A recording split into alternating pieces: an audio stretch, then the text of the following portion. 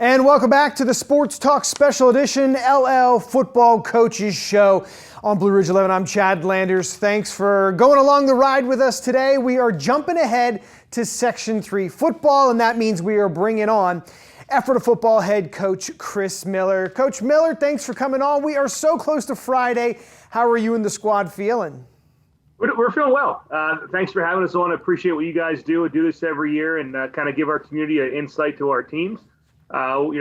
It's been a long summer, long off season, and we're excited now that we're a couple of days away from playing some meaningful games that matter. Yeah, and there's just so much to talk to you about, and this is why we love having you guys on, because we can really get some specifics here.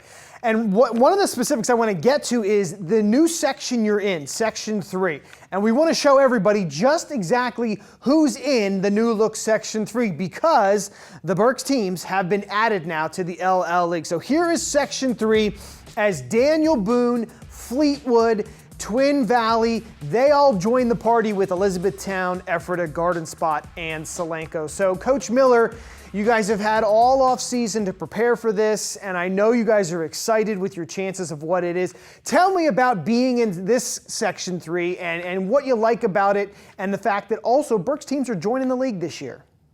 Yeah, I mean, you look at those teams that you just listed, and everyone has a chance to win the section title, I think. There is a nice parity in the section. There's some new teams that we haven't really seen before. We had Daniel Boone last year, picked them up for a COVID game, so we're a little bit familiar with them. But other than that, I mean, with the exception of Garden Spot, that's the only team that we've really played consistently here the past few years.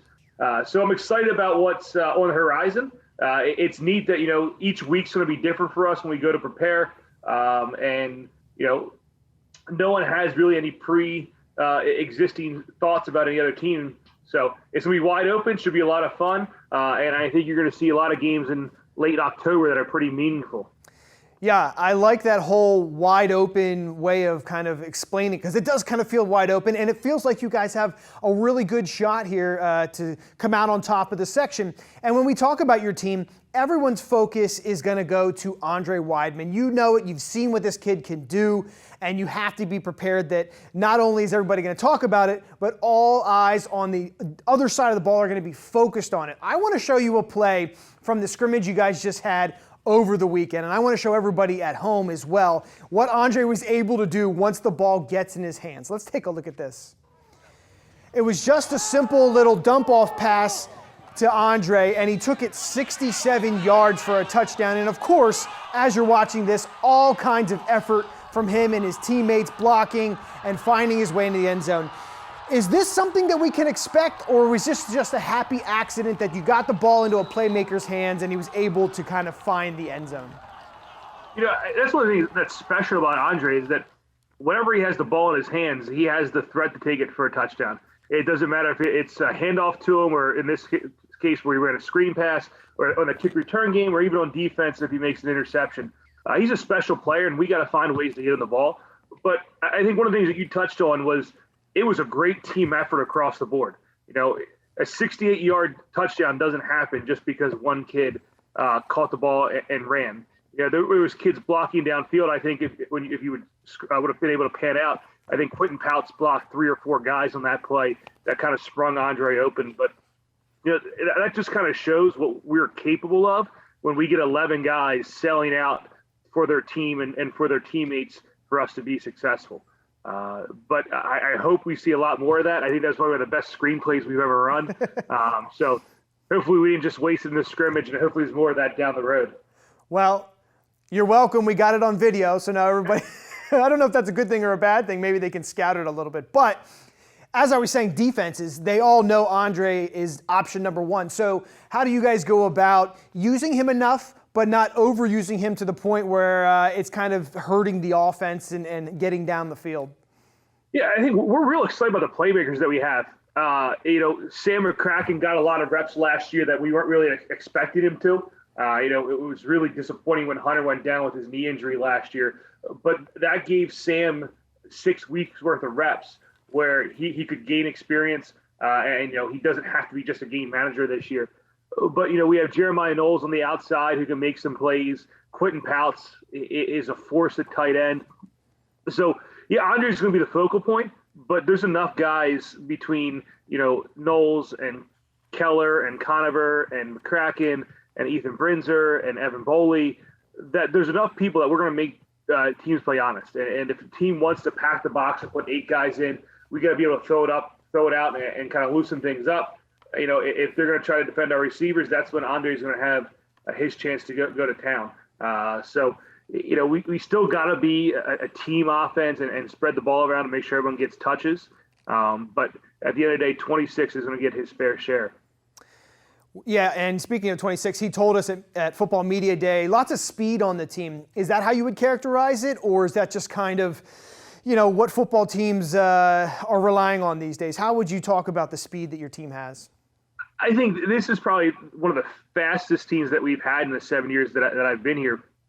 And that's, it's all because of the guys that we have. They put the time in. They bought into the strength program. A lot of them are sprinters on our track program. And Coach White has done a phenomenal job. I think they won the section title last year in boys track. So football and track has had such a great partnership that we're kind of seeing that pay off in the speed. But I think Quentin Pouts has clocked at a 4.6 this summer at a couple different colleges. Andre ran a 4.6 at the end of the summer at one of his college recruiting visits. So we have kids, and then you got Nick Keller and Nate Conover, who are just fast kids. And then Evan Boley is fast in his own right. So we have plenty of speed on the outside. And it's really going to fall on our offensive line for them to hold up their blocks and allow us to throw the ball downfield, or to get on their blocks and move some people out of the way to let Andre and Quentin get some yardage carrying the ball. So it does sound like there will be some new guys on the offensive line, defensive line. How are things going there? Have you been able to get the chemistry down? And also, sometimes injuries creep up. So is there a lot of depth behind, or are you really relying on just the starters to kind of carry you through this year? I think we're really excited about the 5 guys that we have. And I think if you look at the scrimmage, we played a ton of guys in the scrimmage that we wanted to kind of see what they're able to do.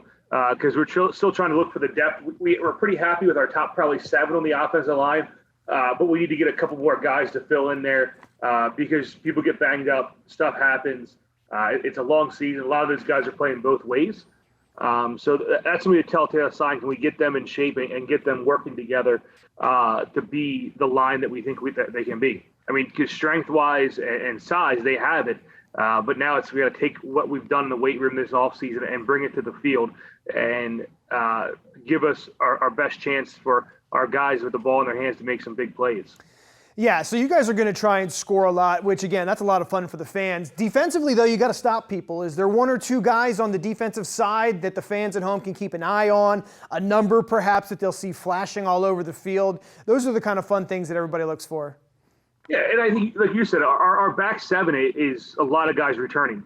Our whole linebacking core is back with Seth Heinze and Quentin Pouts and Travis Martin. So we're expecting those guys to be the rock of our defense. And then we have Braden Brown, who's going to get some defensive reps at linebacker, who's going to help us and add some depth there. And then defensive backs, it's Knowles and Weidman again. Coy Schwanger's back playing football this year, and he's pretty talented and pretty fast. So he'll make some plays on the back end. And then Evan Boley will be there, Clay Ringler, and then Conover and Keller. So those guys on the back end are going to be able to hold things up, we think, in the passing game. We got to make sure that we get our D-line be able to make plays, and we hope that Weston has the big year like he's able to. Cole Freeman's back, got a lot of reps last year, and Josh Muster's going to be playing our other defensive end. So a lot of guys got a lot of reps, but it's going to be, can we play a full team defense? We started out the year strong last year, but we weren't able to finish it out. So we got to make sure we stay healthy and keep attacking and don't get complacent. Yeah, I do want to circle back on that point in just a minute, but I do want to ask you about coming up Friday night when you go out to Redline. Of course, it's a bit of a trip out there too, but what can you expect from Redline? Do you guys have much experience playing them, and what are you anticipating you guys are going to have to do to start the season off with a win? So we don't know a ton about Redline. I actually taught with their head coach at Northern Lebanon, so we have some familiarity with him. But we've seen their scrimmage. We kind of see what they do. They're a very good football team. I think I was reading he's been there for 10 years now, and they've had 2 losing seasons.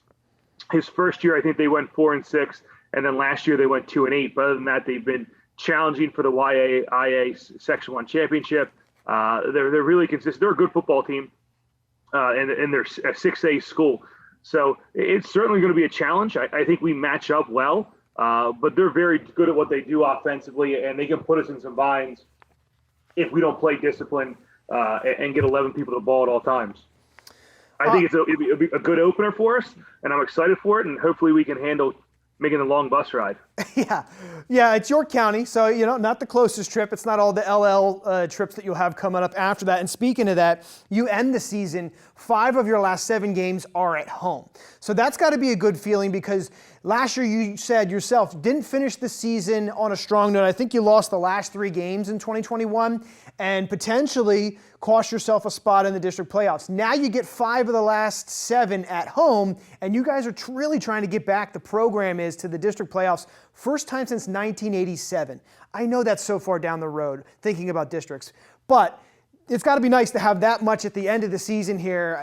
Are you at least a little excited about the chances of what you could do second half, end of that season there, and get back to districts? No, I think absolutely. That's been our goal for the past couple of years, and we've been knocking on the door. I think in 2019 we were 0.00 something away from the playoffs. And then the COVID year happened, and we finished the year strong, but only took 4 teams to the playoffs that year. And then we finished and just kind of missed out the next 2. I think it's certainly attainable, but we can't get ahead of ourselves and look too far down the road and think, well, if this happens, that happens. Because I think last season, looking back, we were sitting at 5-2, figuring, okay, if we can win 2 of these last 3, we got a great chance to make districts. And I think we took some stuff for granted and thought we were just good enough that we could show up and play. And we got to make sure we take care of business and win every single week. And that's got to be our focus. It doesn't matter what happens in October or, get a chance to play in early November. Each week is a playoff game for us, and we got to make sure we execute and do what we got to do. Because there's a lot of talk and a lot of excitement around the program, and rightfully so for what the kids have done and put the work in for, but potential only is going to get you so far. We have to make sure we live up to that potential and work hard each and every day to attain the goals that we set out. And I think if we do that, it's going to be a pretty special year. Yes, it does look like it is setting up for that. You have brought this program so far, and it feels like, from what I'm hearing from the community, they feel like the pieces are there for you guys to make a nice run. So good luck. Section 3, it's going to be new and unique this year. We're looking forward to seeing you guys in that. We will have you on Blue Ridge 11 week 2 in the George Mail Trophy game. Can't wait for that. But first, good luck in week 1. Thanks so much for coming on, Coach Miller. It's been a pleasure. Thank you again for having me. Take care, and we'll see you week 2. Yeah, exactly. Looking forward to it. Good luck, and we will see you then. All right, we're heading out to a break, and when we come back, we're continuing on with Section 3. We will hop in with Garden Spot Football and hear what they have on the gridiron. Stay with us right here on Sports Talk.